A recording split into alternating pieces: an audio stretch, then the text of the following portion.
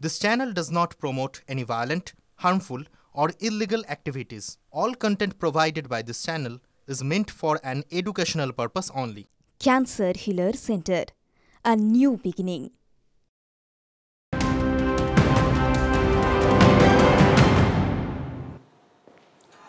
ফারাক্কার সাকরপাড়ার ছবি দেখছেন। ফারাক্কার সাকরপাড়ায় রেল অবরোধ ঘিরে ধুন্ধুমার। হাওড়া কাটিহার এক্সপ্রেসের স্টপেজের দাবিতে অবরোধ, আটকে একের পর এক ট্রেন। অবরোধের ছবি দেখছেন। ধুন্ধুমার পরিস্থিতি ফারাক্কার সাকরপাড়ায় রেল অবরোধ ঘিরে ধুন্ধুমার।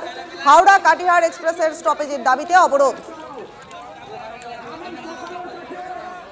হাওড়া কাটিহার এক্সপ্রেসকে এখানে স্টপেজ দিতে হবে। সাকরপাড়া হল্টে রেল অবরোধ করেছি।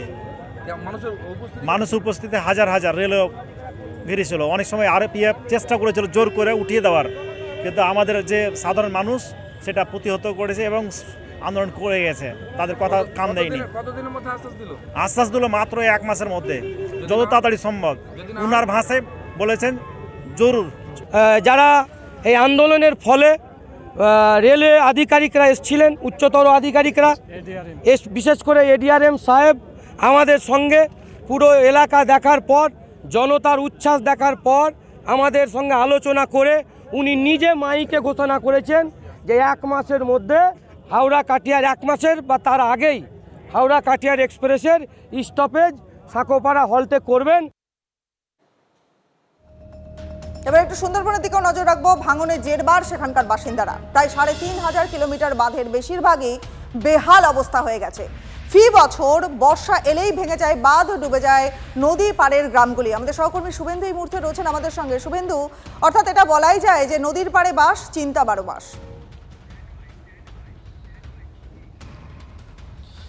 একেবারেই সুন্দরবনের বাসিন্দারা কিন্তু এই নদী এবং সমুদ্র ভাঙন নিয়ে আতঙ্কে কিন্তু তারা দিন কাটাচ্ছেন। শুধু একদিন বা 1 সপ্তাহ বা 1 মাস নয়, এটা কিন্তু বছর ভোর প্রত্যেকবার প্রাকৃতিক দুর্যোগ আসে। এরপর ভরা কটাল এবং কটালের সময় কিন্তু এই বাঁধ ভেঙে সুন্দরবনের বিস্তীর্ণ এলাকা কিন্তু প্লাবিত হয়, ক্ষতি হয়। 1 বিঘের পর বিঘে জমি, বাড়িঘর ভেঙে যায় এবং তারা কিন্তু একটা করে ক্ষতির ধাক্কা সামলে ওঠার আগেই আবার একটা করে প্রাকৃতিক দুর্যোগ। তুমি জানো যে সুন্দরবনের 13টি ব্লকের প্রায় 3 থেকে 3.5 কিলোমিটার নদী এবং সমুদ্র বাঁধ রয়েছে। এর মধ্যে প্রায় 2000 কিলোমিটার বেশি নদীর বাঁধ কিন্তু একেবারে বেহাল হয়ে রয়েছে। তবে রাজ্য সরকার বাজেট অধিবেশনে 200 কোটি টাকা বরাদ্দ করেছে এই বাঁধ মেরামত এবং নতুনভাবে নির্মাণের জন্য। কিন্তু এলাকার বাসিন্দাদের ক্ষোভ রয়েছে, কারণ তারা দিনের পর দিন বারংবার তারা কিন্তু আবেদন জানিয়ে এসছে যে স্থায়ী বাঁধ নির্মাণের জন্য। সেটা কিন্তু হয়নি এবং কোথাও শালবল্লার বাঁশ দিয়ে, শালবল্লা বাঁশ এবং মাটি এবং বালির বস্তা দিয়ে মেরামত করছে। বুঝতে পারছি, সেই ছবিও আমরা দেখতে পাচ্ছি। কিন্তু পাশাপাশি আরো একটা ছবি আপনাদের দেখাবো, দুটো ছবি পাশাপাশি দেখুন।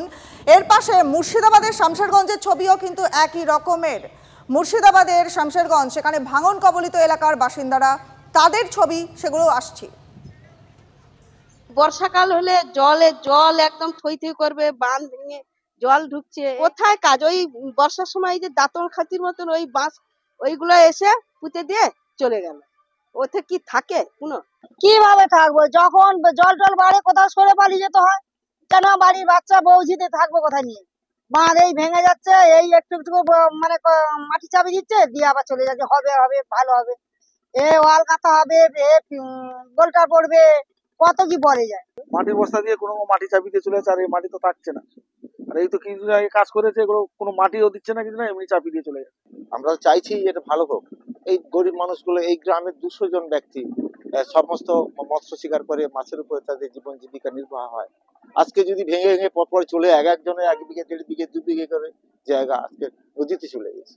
সেই ভাঙন আর ঠেকানো যাচ্ছে না। কত চেষ্টা করেছি, কতবার বলেছি আমরা। এমএলএ সাহেবের কান পর্যন্ত কথা তুলেছি, জেলা পরিষদ থেকে শুরু করে পঞ্চায়েত সমিতি সভাপতি থেকে শুরু করে প্রত্যেককে আমরা বলেছি, কিন্তু কাজের কাজ কিচ্ছু হয়। এখানে কেন্দ্রীয় সরকারের কোনো অর্থ আমরা পাই না। যে পরিমাণ নদী বাঁধ আছে সেগুলো মেরামত করতে গেলে কয়েক হাজার কোটি টাকা দরকার। সেটা তো সম্ভব নয়। আমাদের সরকার আস্তে আস্তে করে অর্থ সংগ্রহ করে তারপরে তারা কাজ করে থাকেন। হ্যাঁ, এতে মানুষের মধ্যে ক্ষোভ থাকলেও থাকতে পারে, ক্ষোভ তো থাকা স্বাভাবিক, থাকতে পারে, কিন্তু আমাদের নেত্রী মমতা বন্দ্যোপাধ্যায় তিনি চেষ্টা করে যাচ্ছেন যাতে সুন্দরবনের বিস্তীর্ণ এলাকার যে ভাঙন প্রবণ এলাকা, সেই ভাঙন প্রবণ এলাকাগুলোকে যাতে সেফটি আর সিকিউরিটি হয়। এটা পশ্চিমবঙ্গের মানুষকে ভাঁওতা দেওয়া ছাড়া আর কিচ্ছু নয়, শুধু দেখানো। সামনের বছর ভোট আছে, 2026-এ বিধানসভা ইলেকশন আছে, তার জন্য নামমাত্র মানুষকে দেখাতে হয়, তার জন্য ভাঁওতা দিয়েছে। আর ওনার ইমিডিয়েট এই ভাঁওতাবাজি থেকে সরে দাঁড়ানো উচিত এবং মুখ্যমন্ত্রীর চেয়ার থেকে পদত্যাগ করা উচিত, কারণ ওনার ন্যূনতম জ্ঞানটুকু নেই পশ্চিমবঙ্গের বুকে টোটাল কত নদী বাঁধ আছে। উনি সুন্দরবনেই শুধু আছে 3000 কিলোমিটারের ওপরে, তাহলে উনি 200 কোটি টাকায় করবে কি? আসলে এর পেছনে আরো অনেক কারণ আছে। 75 ভাগ আর 25 ভাগের গল্প আছে। 75 ভাগ কোথায় যাবে আর 25 ভাগ কোথায় যাবে? আর শুধুমাত্র সুন্দরবনই কিন্তু নয়, ভাঙন রোধে বরাদ্দ কাজ কিছু হবে প্রশ্ন করছেন মুর্শিদাবাদের শামশেরগঞ্জের ভাঙন কবলিত এলাকার বাসিন্দারা। কথা বলবো আমাদের সহকর্মী কৌশিক এই মুহূর্তে রয়েছেন আমাদের সঙ্গে। কৌশিক, মুর্শিদাবাদের ছবিটাও একবার দেখবো। দেখো, মুর্শিদাবাদের যে শামশেরগঞ্জের যে চাচন, নমচাচন থেকে বিভিন্ন এলাকা, শিবপুর, সেসব এলাকায় ভাঙন একদিনের ছবি নয়, এটি কিন্তু কয়েক বছরের ছবি। এবং সেখানে এর আগেও টাকা বরাদ্দ হয়েছিল, কিন্তু সেখানে কাজের কাজ কিছু হয়নি। প্রায় শতাধিক বিঘার পর বিঘা জমি কিন্তু তলিয়ে গেছে। হাজারেরও বেশি পরিবার ঘর ছাড়া হয়েছে, শুধু ভিটে ছাড়া হয়েছে ভাঙনের জন্য। এবং এরা বারংবার অভিযোগ করেছিল যে তারা যাতে কংক্রিটের যে বোল্ডার হয় সেই সব দিয়ে কংক্রিটের নির্মাণ করা হোক, কিন্তু সেই জায়গায় দাঁড়িয়ে এখনো পর্যন্ত সেইভাবে শুরু হয়নি। এর আগে 100 কোটি টাকা বরাদ্দ হয়েছিল, এলাকায় এসে মুখ্যমন্ত্রী ঘোষণা করেছিলেন, কিন্তু সেখানে দেখা গেছে যে শুধুমাত্র বালির বস্তা দেওয়া হচ্ছে, কিন্তু সেখানে ভাঙন রোধ সম্ভব হয়নি। এই 200 কোটি টাকায় কতটা কাজ হবে সেটা নিয়েও তারা প্রশ্ন তুলছেন। এবং কৌশিক, অনেকগুলো অভিযোগ রয়েছে স্থানীয় বাসিন্দাদের। অনেক ধন্যবাদ তোমায়, তুমি নজর রাখো।